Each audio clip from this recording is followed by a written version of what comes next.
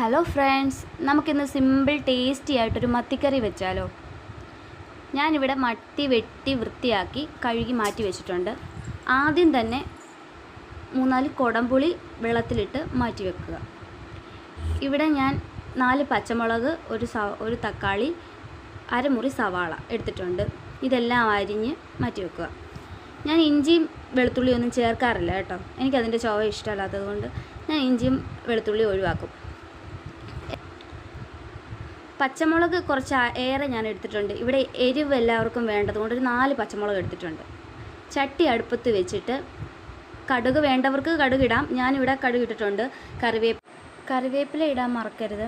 അരിഞ്ഞു വെച്ചിരിക്കുന്ന സവാള, തക്കാളി, പച്ചമുളക് നമുക്കതിലോട്ട് ചേർത്ത് കൊടുക്കാം. അതിൻ്റെ പച്ചമണം മാറുന്നവരെ നല്ലപോലെ വഴറ്റി കൊടുക്കണം. വഴറ്റിക്കൊണ്ടേയിരിക്കണം. ചട്ടി ആയതുകൊണ്ട് ചിലപ്പോൾ അടുക്കി പിടിക്കാൻ സാധ്യതയുണ്ട്. നല്ലപോലെ വഴറ്റി കൊടുക്കാം. പച്ചമണം മാറുന്നവരെ വഴറ്റി ആവശ്യത്തിന് ഉപ്പ് ചേർത്ത് കൊടുക്കണം. 1/2 ടീസ്പൂൺ മഞ്ഞൾപ്പൊടി ചേർത്ത് നല്ലപോലെ വഴറ്റിയെടുക്കുക.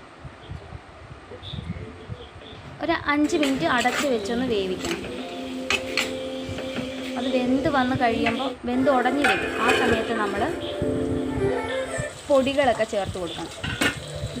വെന്തുടഞ്ഞ് വന്ന് നല്ലപോലെ നന്നായിട്ട് വെന്തുടഞ്ഞ് വന്നിട്ടുണ്ട്.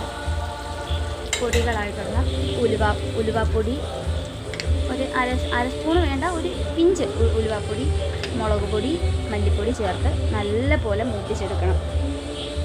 കരിയാതെ നമ്മൾ കൈവിടാതെ ഇളക്കി കൊടുത്തുകൊണ്ടേയിരിക്കണം. നന്നായിട്ട് മൂപ്പിച്ചെടുത്തിട്ട് കുറച്ച് വെള്ളം ഒഴിച്ച് കൊടുക്കണം. ഞാൻ ചിലവർ കറി വെക്കുമ്പോൾ കണ്ടിട്ടുണ്ട്, ആദ്യമേ ഒരുപാട് വെള്ളം കോരി ഒഴിക്കരുത്. നമ്മൾ കുറച്ച് വെള്ളം ഒഴിച്ച് കൊടുത്ത് അത് നല്ലപോലെ കുറുക്കിയെടുത്ത് പുളി ഇട്ട് കൊടുക്കാൻ മറക്കരുത്. പുളിയും കൂടെ ഇട്ട് കൊടുത്ത് അത് അടച്ച് വെച്ചൊന്ന് നന്നായിട്ട് തിളച്ച് വന്നതിന് ശേഷം മാത്രം മീനിട്ട് കൊടുക്കണം. അത് വലിയ മീനായാലും ചെറിയ മീനായാലും അരപ്പ് തിളച്ചതിന് ശേഷം മാത്രമേ മീനിടാവൂ, അല്ലെങ്കിൽ മീൻ വെന്തുടഞ്ഞു പോവും. മീനിട്ട് നമ്മളൊന്ന് ഇളക്കി കുറച്ച് സമയം ഒന്ന് അടച്ച് വെച്ചൊന്ന് വേവിക്കാം. നല്ലൊരു തിളച്ച് കഴിയുമ്പോൾ നമുക്ക് ഗ്യാസ് ഓഫ് ചെയ്യാം. ഓഫ് ചെയ്തിട്ട് ലേശം കറിവേപ്പില, 1 ടീസ്പൂൺ വെളിച്ചെണ്ണയും കൂടി ഒഴിച്ച് കൊടുത്ത് നമ്മുടെ ടേസ്റ്റി ആയിട്ടുള്ള മത്തിക്കറി റെഡി ആയിട്ടുണ്ട്. എല്ലാവരും ആവശ്യത്തിന് മാത്രം വെളിച്ചെണ്ണ ഒഴിക്കുക. ഒരുപാട് വെളിച്ചെണ്ണ ഒഴിക്കരുത്.